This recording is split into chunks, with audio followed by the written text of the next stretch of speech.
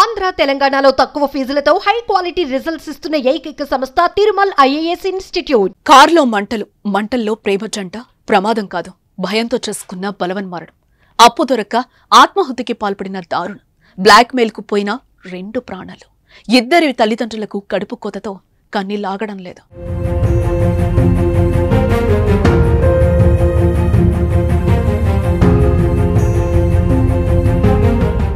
కంటికి రెప్పలా ఉంటాడనుకున్న కొడుకు కాలిపోయాడు. అటు కలలకు ప్రతిరూపంలా పెంచిన ఏకైక కుమార్తెను కళ్లెదుటే కాలిబూడిదైంది. వారి పరిస్థితి తలచుకుంటే ఎవరికైనా గుండె తరుక్కుపోవాల్సిందే.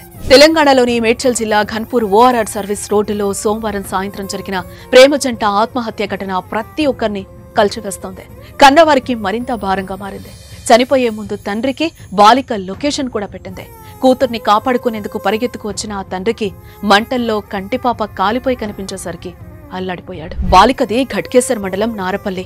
ఇంటర్ మొదటి సంవత్సరం చదువుతోంది. తల్లిదండ్రులకు ఒక్కగానొక్క కుమార్తె కావడంతో కంటికి రెప్పల అల్లారు ముద్దుగా పెంచారు. ఆమెకు ఇంటి పక్కనే సైకిల్ షాప్ నిర్వహిస్తున్న యాదాద్రి భువనగిరి జిల్లా బీబీనగర్ మండలం జమిలాపేటకు చెందిన శ్రీరాములతో పరిచయం ఏర్పడి ప్రేమగా మారింది. వారి మధ్య ప్రేమ ఈనాటిది కాదు, చాలా రోజుల నుంచే నడుస్తోంది. బాలిక ఇంట్లో విషయం తెలియటం, వారు గట్టిగా మందలించడంతో ఇద్దరూ దూరంగా ఉంటూనే వీలు దొరికిన సమయంలో మాట్లాడుకునేవారు. అయితే వారు రహస్యంగా కలవటం, మాట్లాడుకుంటున్న విషయాన్ని చింటూ అనే యువకుడు గమనించి బ్లాక్మెయిల్ చేయటం మొదలుపెట్టాడు. ఇంట్లో చెప్పేస్తానని బెదిరించాడు. చెప్పకుండా ఉండేందుకు డబ్బులను డిమాండ్ చేశాడు. దీంతో బాలిక భయపడ్డంతో శ్రీరాములు చింటూకు 1,00,000కు పైగా డబ్బుల్నిచ్చాడు. చింటూ మాత్రం ఇంకా డబ్బులు కావాలని కోరగా వారి దగ్గర డబ్బులు లేకపోవడంతో చనిపోవాలనే నిర్ణయానికి వచ్చారు. సోమవారం ఉదయం ఆమె తండ్రి నారపల్లి సమీపంలోని ఇంటర్ కళాశాల దగ్గర ఉదయం 8 గంటల ప్రాంతంలో దింపారు. కొద్దిసేపటి తర్వాత శ్రీరాములు కారులో వచ్చి బాలికను తీసుకెళ్లాడు. సాయంత్రం వరకు ఇద్దరు కలిసి కారులోనే తిరిగారు. సాయంత్రం 5 గంటల సమయంలో ఘట్కేసర్ మండలం అన్నోజీగూడలోని ఓ దుకాణంలో 20 లీటర్ల నీళ్ల డబ్బా కొనుగోలు చేశారు. అక్కడి నుంచి సమీపంలోని పెట్రోల్ బంకుకి కారులో వెళ్లిన దృశ్యాలు సీసీ కెమెరాల్లో రికార్డయ్యాయి. దాదాపు 10 నుంచి 15 లీటర్ల పెట్రోల్ కొనుగోలు చేస్తుంటారని పోలీసులు అనుమానిస్తున్నారు.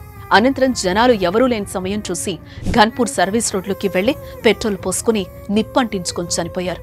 అయితే చనిపోయే ముందు తన తండ్రికి శ్రీరాములు ఫోన్ నుంచి బాలిక వాట్సాప్లో లొకేషన్, 3 పేజీల లేఖను పంపించినట్లు పోలీసులు గుర్తించారు. వాటిని చూడగానే ఘటనా స్థలానికి వెళ్లేలోపే మంటల్లో కాలిపోయారు. అటు శ్రీరాములు కూడా తన కుటుంబ సభ్యులకు లేఖను పంపినట్టు తెలుస్తోంది.